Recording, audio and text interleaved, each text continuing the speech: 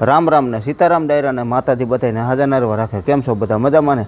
અમે પણ જો મજામાં છે, તમે પણ મજામાં છો એવી આશા સાથે આજનો વ્લોગ અહીં ચાલુ કરીએ. તો સ્વાગત છે તમારું નવા એક વ્લોગમાં. સવારના જો 7:30 જેવું થાય છે ને આપણે જવાનું છે વાડીએ. કાંઈ હવે તો વાડીએ જ જવાનું હોય, જો કે વાડીએ જવાનું છે. હાલો તો એવું બધું છે ને અહીંયા જો ગૌ માતા બંધાઈ ગઈ છે. જો હું ગૌ માતાના દર્શન કરું તો તમે વિડીયોને લાઇક આપીને તમામ ગ્રુપમાં શેર કરી દીજો અને ચેનલ ઉપર નવા હોય તો સબસ્ક્રાઈબ કરી દીજો. તો મીરા જો અહીં શાંતિથી બાંધી મીરાનું વાસીદું દોવાનું કામ થઈ ગયું બધું કમ્પ્લીટ. હાલો આપણે દર્શન કરી લઈએ. તો જય ગૌ માતા. બસ બસ બસ બસ બસ. જય ગૌ માતા. આપણે આવ્યા ન હોય ને પાસે એટલે બહુ છે ને એને હેત કરવાનું બહુ મન થાય. જો જો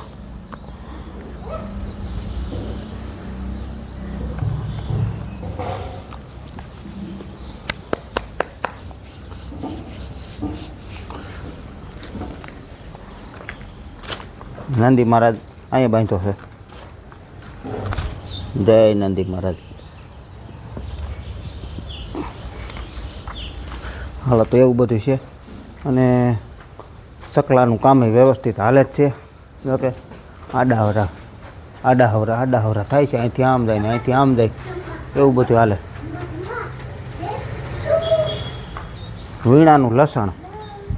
વીણાનું લસણ આ 3 ગુણી આખી, એક અડધી, એક આ પછી અડધી, 4 ગુણી થઈ ગઈ.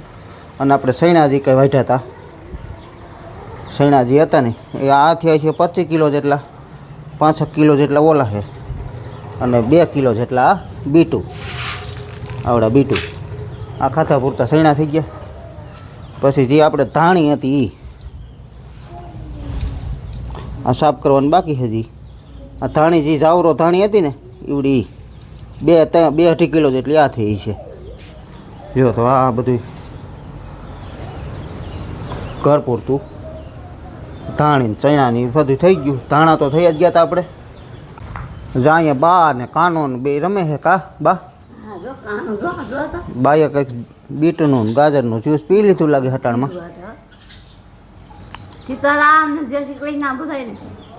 જો કાનો ઊભો થાય હાલમાં દીકરો, ઊભો થઈ જાય, ઊભો થઈ જા. હાલો કયો રામ રામ, રામ રામ કયો. ઓહો બોલે તે તો જાજુ બોલી નાખે. હાલો તો અહીંયા વાડીએ જવા માટે તૈયાર થઈ ગયા. કા સીતારામ ને જય શ્રી કૃષ્ણ બધાયને. હાલો જવું ને વાડીએ. જો ભાઈ તૈયાર થઈ ગયો. રામ રામ ને સીતારામ બધાને. ક્યાં આરતી? મજા નથી. એક મજા નથી તો કેમ કરવું? વાડીએ જવું કે શું કરવું? જેમ કરવું હોય. હે મજા ન હોય પછી રાંધશે કોણ? રસી નીકળે કામ તો પછી જેતપુર બતાવી આવો. આજ નથી ખમી એટલે ખબર પડે. શરદીની હિસાબે હોય તો એમ થાય, નહીં થાય તો પછી જાય જુનાગઢ જઈએ છીએ. હે કાંઈ નહીં તો એને નથી આવું, બીજું શું હોય?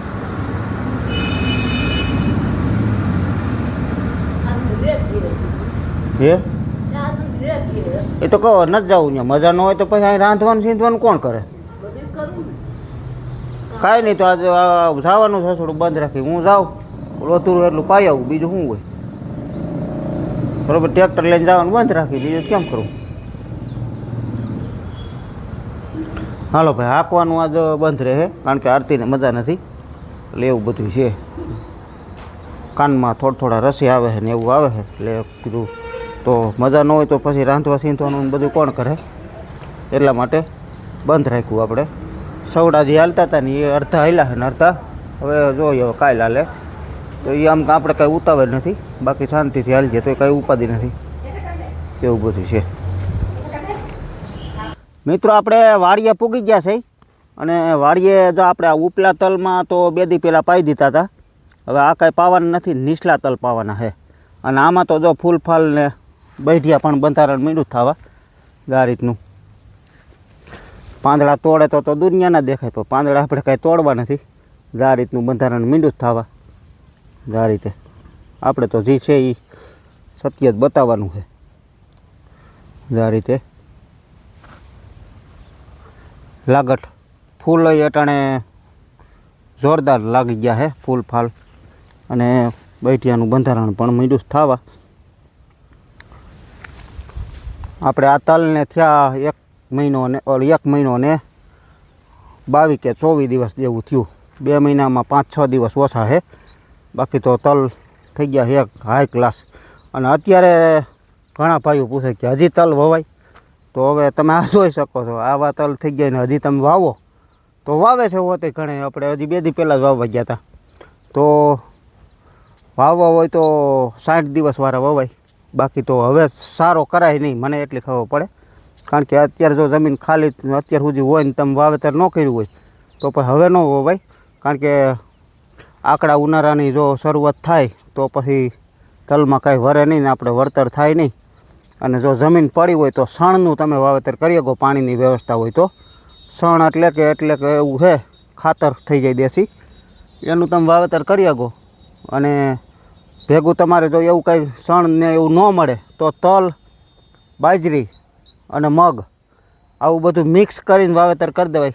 2-4 પાણીની વ્યવસ્થા હોય તો એનું વાવેતર કરીને 2-4 પાણી આપીને અને પછી જો મોટું થઈ જાય અને પછી એમાં તમે રોટાવેટર મારજો તો એ લીલો પડવાશ જેવું ખાતર પણ થઈ જતું હોય. એટલે આ એક ખાતરની વ્યવસ્થા છે એમ ટૂંકમાં. જમીન આવકની દ્રષ્ટિએ નહીં જોવાનું, જમીન ટૂંકમાં તાકાતવાળી કરવાની. અને જે વાવેતર થઈ ગયું છે એને પણ ઘણા ભાઈઓને પ્રશ્ન છે કે તલમાં જે અત્યારે વધતા નથી, તો એનું તો હવે આપણને તો બીજું તો બહુ લાંબુ જ્ઞાન નથી ટૂંકમાં. પણ જેને વધે છે એને વધે છે, બાકી તો હજી પારા ઠકે નથી થયા. અને આપણે તો સારું છે, કાળા તલમાં બધાયને સારું છે વણ. બાકી સફેદ તલમાં છે ને નથી એટલું બધું વિકાસ જ નથી છોડવાનો થતો. ઘણા ટાઈમ પહેલાં વાવેલા છે એનો પણ વિકાસ એવો બધો નથી થતો. બાકી તો એવું બધું છે.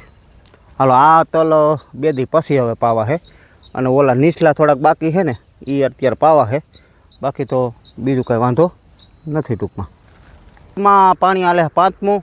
તો આ રીતના તલ છે. આપણે પાસતરા, ઓલા આગતરા એથી આ પાસતરા, ટૂંકમાં જેમ અમારા ડેમમાં જમીન છે એમ ખાલી થયું એ રીતે વાવેતર કર્યું હોય.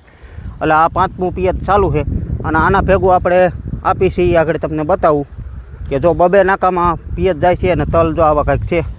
અને આ વાવેતર 1 કિલોનું હતું ને કાળા તલ છે, 1 કિલો વીઘે વાવેલા હતા. અને આ રીતનું કંઈક જો ઉગાવો છે.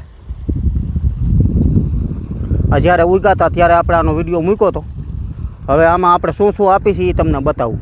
જ્યાં 2 નાકામાં પાણી જાય છે, પછી ભેગું આપણે યુરિયા આવી રીતે ઓગાડીને આપી છીએ કે જે 2 નાકાનું ટૂંકમાં અગાઉ ભેળવી દેવાનું. અને હાથીકડા હું જામ હલાવી લે એટલે યુરિયા ઓગળી જાય. અને ભેગું આપણે સલ્ફર અને આ હરિયાળી છે, આમાં આવે હ્યુમિક એસિડ, એમિનો એસિડ ને ફુલ્વિક એસિડ. અને આ છે સલ્ફર. આ 2 વીઘે 2 લીટર આપી છે. અને યુરિયા આપણે 10 કિલો વીઘે જાય એ રીતે ટૂંકમાં માપ સાઈડ કરેલું કમ્પ્લીટ ચાલુ છે. અને એનો જુગાડ જાય છે અત્યારે 2 નાકાનું ટૂંકમાં ઓગાડીને આમાં નાખી દેવાનું. અને આ નળ દ્વારા આ રીતે જાય છે. વાગવામાં 11:15 જેવું થાય છે ને આપણે નીચલા તલ જે પાવાના કાલે બાકી રહી ગયા હતા એ પી ગયા છે. અને આને તો હજી કંઈ પાવા નથી. પાવર તો છે, પાવર 9 વાગે આવ્યો હોય 5 વાગે જાય. પણ હવે કંઈ આપણે પાવું નથી, બધું પી ગયું છે. મગફળી પી ગઈ છે, તલ પી ગયા છે. એટલે હવે 1-2 દિવસનો વિરામ, પછી હવે બીજા કામ છે એ ચાલુ કરી દઈ. હાલો, આપણે બપોરા પાણી કરી આવીને પછી પાછું ટ્રેક્ટર લઈને વી આવીએ. એટલે આપણે જે સવડા અધૂરા એ મંડે હાલવા, જેટલા આજ હાલે એટલા જ ને બાકીને કાલ, એવું બધું છે. હાલો, હવે જવું છે ઘરે, બપોરા પાણી કરી આવી અને પછી પાછા બપોરા પાણી કરીને વી આવીએ એટલે મંડે સવડા હાલવા. હાલો, તો એવું બધું છે ને આ બધું શાકભાજીની બધું પી ગયું. અને તલ આપણે પી ગયા ને 2 દી થયા ને 5મે દિવસે આપણે પાણી અત્યારે જવા દઈએ છીએ તલમાં. 5મે દિવસે હવે જોઈએ જ પાણી શું કરવાને, કારણ કે તલ થઈ ગયા મોટા. અને 5મે 6 દિવસે જવા જ દેવું પડે.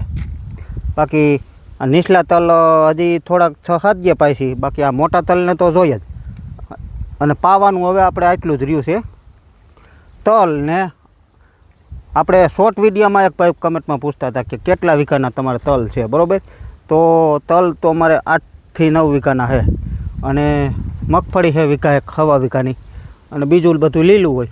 એટલે પાણીનું પછી પોસાય એ રીતે આપણે વાવેતર કર્યું હોય. અને બાકી તો મકાઈ છે ને, મકાઈ હવે એ આજનો દીની ક્યાંક 2 દીની રહી છે. એ જો પણ ઢોર સરે છે એ 2 દિવસમાં પણ પૂરું થઈ જાય. બપોર પછી ત્યાં કદાચ જાહું, હવે 2 દિવસની જ રહી છે.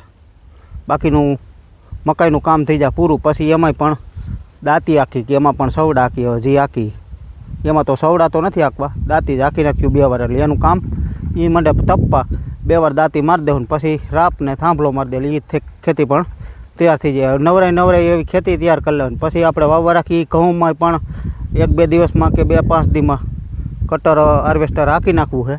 એટલે એ ઘઉં હવે જો પાકી ગયા છે. હવે પસાટમાં છે થોડું ઘણું લીલું, બાકીનું એ ઘઉં પાકી ગયા. એટલે એવું કામ લઈ લેવું.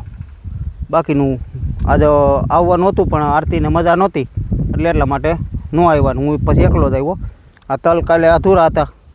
આ તો કાલ પી ગયા હતા, ને ઓલી બાજુ છે ને 12 નાકા રહી ગયા હતા, એ તો અત્યારે પી ગયા છે.